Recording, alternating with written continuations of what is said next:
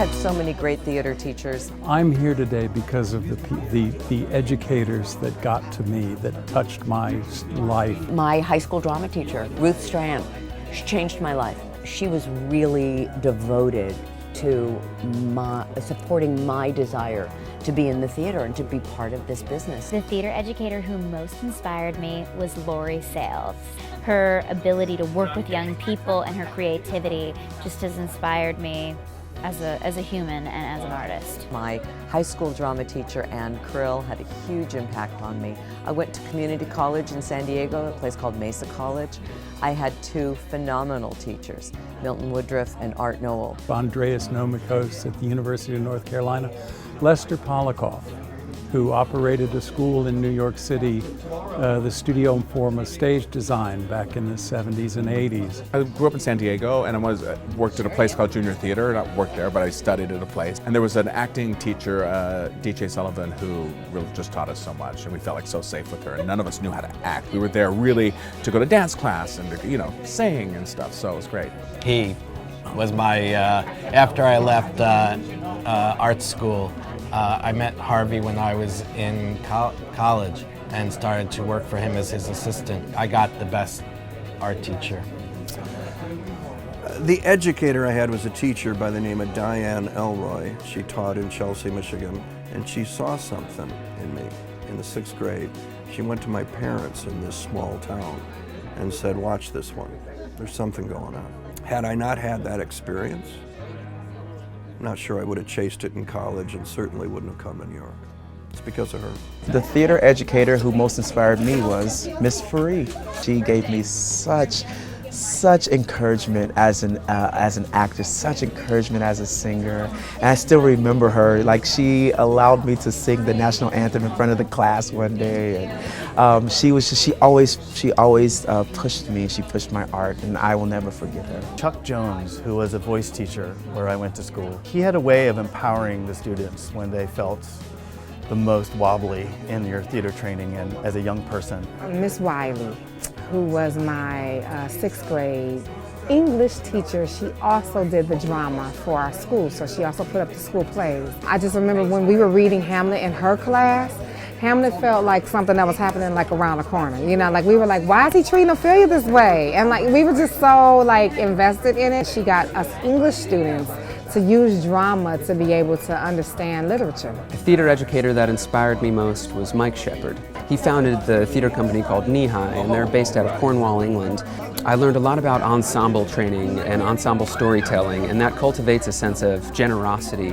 My choir director in high school, Mr. McCormick, was really influential because he pushed me to explore different genres of music, and that was really important. The theater educator that most inspired me was Harry Schiffman. He was brutally honest with me. And I think I was afraid of that as a teenager, but appreciated it so much after I stepped out of school and acknowledged the importance of it. And he helped me be brutally honest with myself. I can think back to Carnegie Mellon, to the Billy Wilsons and the Victoria Santa Cruz and Judy Conti, those people who transformed my life and who are still in my head as a teacher. My teacher in 7th grade, Mrs. Frick, she was this little old woman, and she just ran the theater department. It just, it just awakened my joy of it.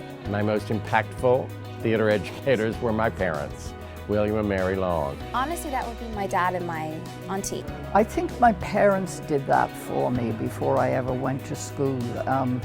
They loved the theater. They both were always constantly pushing me and making me strive to be better, but also teaching me that I was always good enough. My father founded the theater program at Winthrop University, and my mother founded the theater program at Rock Hill High School in Rock Hill, South Carolina. There was a poet named Daisy Alden, and she was a good friend of Anais Nin's, so I hung out with Anais Nin at 14 years old, and Andy Warhol. I did Warhol's one and only play, called Pork, and my painting teacher, Max Ginsberg, who's still around. Clyde Fowler was one of my first very inspiring instructors. He was at North Carolina School of the Arts. He inspired me how to live, how to be a good person, and how to incorporate being an artist into my life. Ken Washington was a teacher that I met who just changed my life.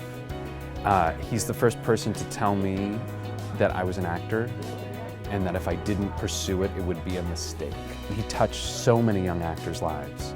And I'm thrilled to be a part of that tradition. Howard and Esther Kravitz gave me the skills that really got me here today, and that, they laid the foundation for me to keep learning. Without them, I don't think I would have, I literally wouldn't be here today because I would not have found that thing. He came to my show last week, and he's from California, and his name is Peter Canavesi. He was my improv teacher in high school. He taught me everything, and I told him this the other week, everything about thinking outside the box, being who you are from top to tail. I owe it a lot to Mr. Canavesi, Mr. C. I hope he sees us, that'd be so cool.